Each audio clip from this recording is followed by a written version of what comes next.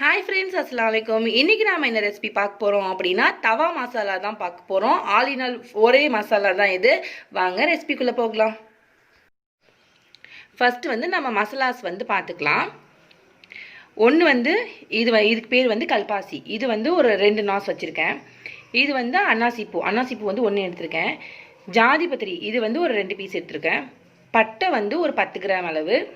Club ஒரு 10 gram அளவு, cardamom ஒரு 10 கிராம் அளவு, ஷாய் ஜீரகம் 1 டீஸ்பூன் வச்சுருக்கேன், கருஞ்சீரகம் 1 டீஸ்பூன் வச்சுருக்கேன். இப்போ மற்ற மாதிரி மசாலா எல்லாத்தையுமே நம்ம ஃபுல்லாக வறுத்து எடுத்துக்கலாம்.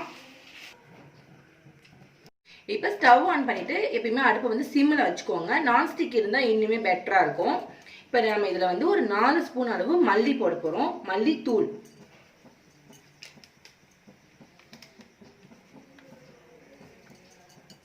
ஸ்டாப் பண்ணிக்குவோம்.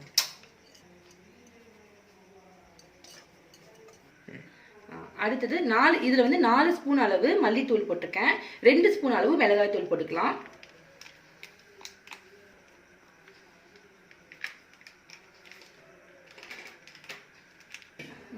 ஒரு ஸ்பூன் அளவு சீரகத்தூள், 1 ஸ்பூன் அளவு மிளகு, 1 ஸ்பூன் அளவு ஜிஞ்சர் பவுடர், அதாவது சுக்கு பொடி 1 ஸ்பூன் அளவு, 1 ஸ்பூன் அளவு மேங்கோ பவுடர், அதாவது மாங்காய் பவுடர். இது எல்லா டிபார்ட்மெண்ட் ஸ்டோர்லையும் சூப்பர் மார்க்கெட்லையும் கிடைக்குது. நீங்க பார்த்து வாங்கிக்கலாம். இப்போ பவுடர் சேர்க்கறது எல்லாமே நம்ம சேர்த்தாச்சு. அடுத்ததான் இந்த நம்ம ஸ்பைசஸ்லாம் வச்சுருந்தோம் இல்லையா, அதை நம்ம இதில் ஆட் பண்ணிக்கலாம். இப்போ ஃபஸ்ட்டு ஏலக்காய் ஆட் பண்ணிக்கலாம். அடுத்தது ஷாய் ஜீரா வச்சுருக்கோம், அதையும் ஆட் பண்ணிக்கலாம்.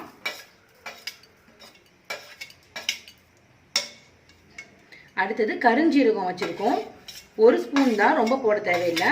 அதையும் இதில் ஆட் பண்ணிடலாம். அடுத்தது ஒரு பிஞ்ச் அளவு இந்த கல்பாசி வச்சுருக்கோம், அதையும் இதில் சேர்த்துடலாம்.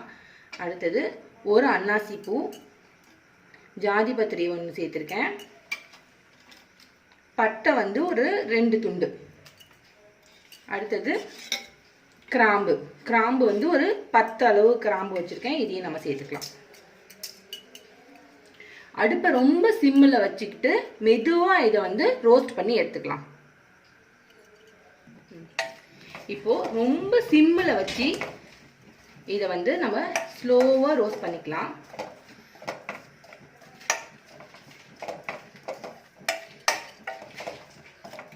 நீங்கள் ரோஸ்ட் பண்ணும் போதே உங்களுக்கு தெரியும், அந்த ஃப்ளேவர் உங்களுக்கு நல்ல ஒரு ஃப்ளேவர் கிடைக்கும். கடைசியாக அரைக்கும் போது கொஞ்சமாக ஒரு 1/2 ஸ்பூன் உப்பு போட்டு அரைச்சிக்கலாம்.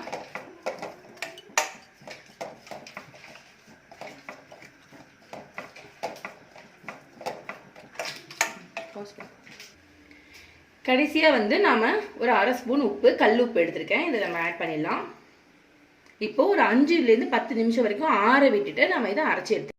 இவ்வளோதான் ஃப்ரெண்ட்ஸ், நம்மளோட சூப்பரான தவா மசாலா ரெடி ஆகிடுச்சு. நீங்கள் இதை சப்ஜிக்கும் போட்டுக்கலாம். மற்றபடி நான்வெஜ் எதுக்கு வேணாலும் நம்ம தவா ஃப்ரை பண்ணும் போது இதை போட்டுக்கலாம். கண்டிப்பாக நீங்கள் இதை ட்ரை பண்ணி பாருங்கள். உங்கள் ஃபீட்பேக் எனக்கு சொல்லுங்கள். என் சேனல் உங்களுக்கு பிடிச்சிருந்துச்சுன்னா மறக்காமல் வைதாஸ் கிச்சனுக்கு சப்ஸ்கிரைப் பண்ணுங்கள். தேங்க்ஸ் ஃபார் வாட்சிங்.